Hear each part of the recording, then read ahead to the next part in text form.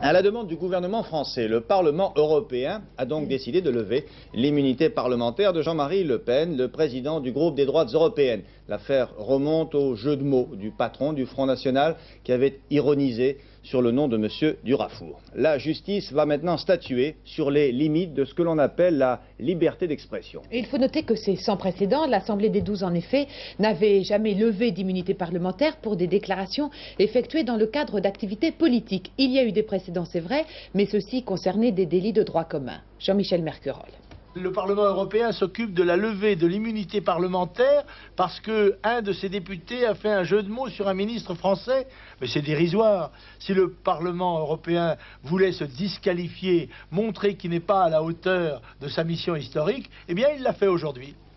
C'est le garde des Sceaux, Pierre Arpaillange, qui a demandé il y a plus d'1 an au Parlement européen la levée de l'immunité parlementaire de Jean-Marie Le Pen pour permettre à la justice française de le poursuivre après son calembour douteux sur Michel Durafour en septembre 88 au Cap d'Agde.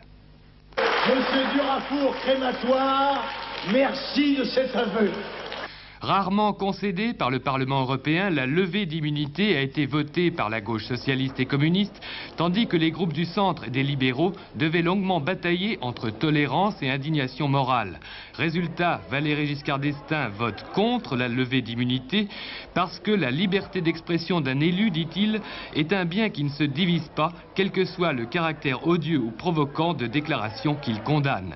Pour Simone Veil, en revanche, les propos répétés de M. Le Pen ne sauraient être tolérés plus longtemps. Nous estimons que dans ce cas, l'immunité parlementaire de M. Le Pen devrait être levée, car nul, même s'il est parlementaire, ne peut être indéfiniment au-dessus de la loi.